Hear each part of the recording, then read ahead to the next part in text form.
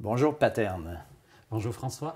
Tu es ici aujourd'hui pour nous raconter un peu ton histoire et puis j'aimerais ça que tu nous racontes un peu d'où tu viens. Je soupçonne que tu n'es pas québécois, d'origine en tout cas. Tout à fait, merci. Je ne viens pas du Québec, mais en fait, je viens du Gabon. Je suis originaire du Gabon et je suis le neuvième enfant d'une famille polygame, donc un père, deux mères. Et j'ai immigré au Canada depuis 1999 pour pouvoir poursuivre mes études universitaires.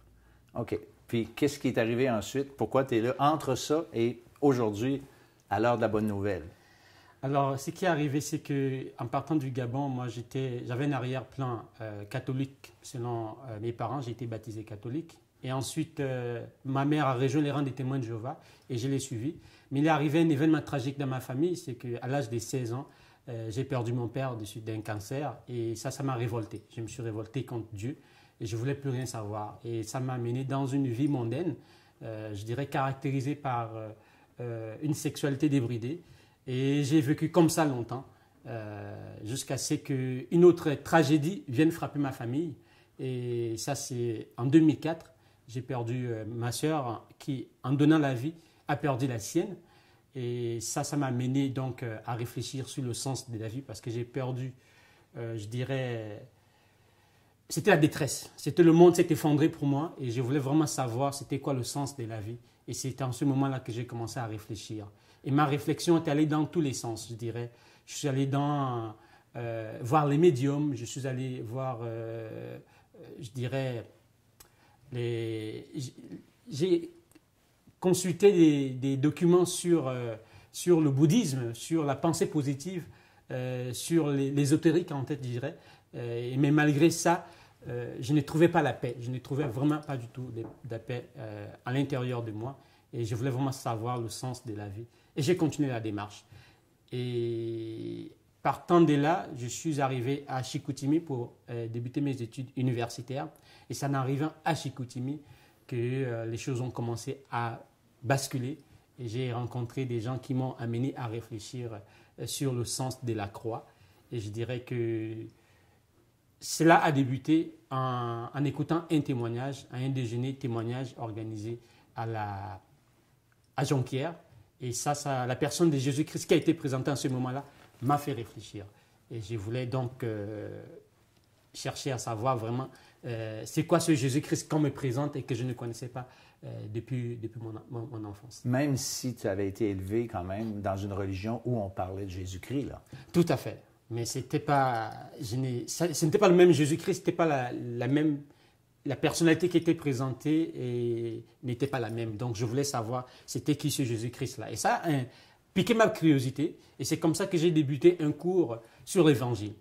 Et ce cours-là m'a permis, à l'été 2008, d'avoir premièrement 2 cours. Et ensuite, je suis allé au Camp Brochet, où j'ai rencontré des chrétiens authentiques, des jeunes, de 18 ans et plus, qui parlaient de Jésus-Christ comme leur Seigneur, comme leur Sauveur, et qui plus est, aimaient parler de ce qu'il avait fait dans leur vie. OK. Il y avait comme de l'authenticité là-dedans que tu ne voyais pas ailleurs, là. Hein? Il y avait de l'authenticité et je voyais bien qu'ils avaient en eux quelque chose que je n'avais pas. Et ça m'a davantage encouragé à savoir c'est quoi ce Jésus-Christ-là.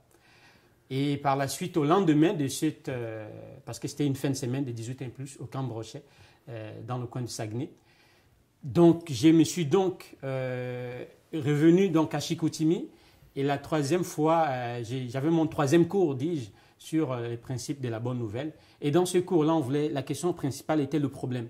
Comment un Dieu saint pouvait-il être à la fois miséricordieux? Et là, je me dis, qu'est-ce qui se passe? Pourquoi est-ce qu'on parle d'un Dieu saint et pourquoi est-ce qu'on parle de miséricorde en même temps? Et c'est en lisant un verset de la Bible que ça m'a vraiment touché. Le verset, c'est 1 Timothée 2:5 qui dit « Car il y a un Dieu, un seul Dieu, et un seul médiateur entre Dieu et l'homme, et c'est Jésus-Christ, homme. » Et ce verset-là m'a beaucoup frappé. Pour quelle raison? Parce que tout simplement, je voyais bien que j'étais anéanti et désemparé en voyant que malgré tous les efforts, malgré toutes les considérations que j'avais, selon mes propres standards, je considérais que j'étais une personne bonne. Je voyais bien que tous mes efforts était vaine devant Dieu. Ça ne valait absolument rien du tout. Ça valait zéro pour Dieu. Et je me dis, à quoi ça a valu de faire tous ces efforts si je ne peux pas être accepté de Dieu? Et durant ce cours, on m'expliqua justement que c'est comme si le frère qui me partageait, qui faisait ce cours avec moi, a fait une illustration. Il disait simplement, voici, il y a une rivière, d'un côté il y a l'homme et de l'autre côté il y a Dieu. L'homme ne peut pas aller à Dieu malgré tous ses efforts. Et l'homme ne peut pas aller à Dieu non plus sans accepter Jésus-Christ, sans passer par Jésus-Christ. Alors il me posait la question en disant, Dieu frappe à ta porte en ce moment. Est-ce que tu es prêt à accepter Jésus-Christ comme ton Seigneur et ton Sauveur? Et j'ai dit oui, effectivement, parce que j'ai réalisé que je valais rien malgré tout ce que j'avais fait. Et j'ai confessé Jésus-Christ comme mon Seigneur et mon Sauveur en ce moment-là. Et depuis lors, ma vie a effectivement changé. OK. Puis, veux-tu me donner des exemples dans ta compréhension qui ont changé depuis ce jour-là? Puis des exemples peut-être de ta vie concrète là, qui ont changé? Dans ta compréhension d'abord? Alors, dans ma compréhension, c'est que j'ai compris ce jour-là que Jésus-Christ était le médiateur, le pont, le réconciliateur entre Dieu et les hommes. Ça, c'est la première chose. Et cette première compréhension m'a mené à comprendre d'autres choses. Elle m'a permis aussi de comprendre que ça prenait Jésus-Christ pour aller à Dieu, mais ça me permet de comprendre que tout être humain était, par sa nature, était pécheur. Et que pour pouvoir, c'est le sang de Jésus-Christ à la croix qui permettait justement de nous amener à Dieu. Et donc, j'ai compris que c'est moi qui aurais pu être sur cette croix-là, mais Jésus-Christ, Dieu dans sa miséricorde, a permis que Jésus-Christ y soit. Et moi, ça me permet de dire que ce salut-là était pour moi aussi et je pouvais l'accepter en acceptant Jésus-Christ. Et par la suite, j'ai compris que effectivement, on ne peut pas le faire si on ne le confesse pas de notre propre bouche. Et je le fis et ça m'a donné une paix que je n'avais pas parce que depuis la mort de ma sœur, j'avais perdu la quiétude et je n'avais pas de paix et je voulais savoir où est-ce qu'elle était allée et je voulais savoir c'est quoi le sens de la vie après la mort. Et toutes ces questions-là cheminaient en moi et c'est en ce moment-là que j'ai compris que en confessant le Seigneur Jésus-Christ, je saurais où est-ce que j'irais si jamais je mourrais en ce moment-là. Puis tantôt, tu as parlé d'une vie avec une sexualité débridée. Est-ce que ça a changé, par exemple? Ah oui, bien sûr, bien évidemment, parce que j'ai compris que tout ce que j'avais mené comme vie, ce n'était pas selon les standards de Dieu, parce qu'il est 3 fois saint, et il ne voulait pas cette vie de fornication, il voulait une vie vraiment rangée, le mari d'une femme, la femme d'un seul mari, et puis c'est ce qu'il voulait. Et alors, j'ai dû mettre toutes ces choses-là de côté, je me suis petit à petit éloigné de ces choses-là pour pouvoir marcher selon la volonté de Dieu. Et donc, la vie a changé, ma perception du monde a changé, ma perception de la vie a changé. Tout ce que j'avais comme livre sur les autorismes, j'ai dû en mettre de côté. Et j'ai dit, écoute, Dieu prend ma vie et je vais la vivre pour toi. Et c'est toi qui guideras, qui est le maître de ma vie. Et c'est ce qui m'a mené jusqu'au baptême.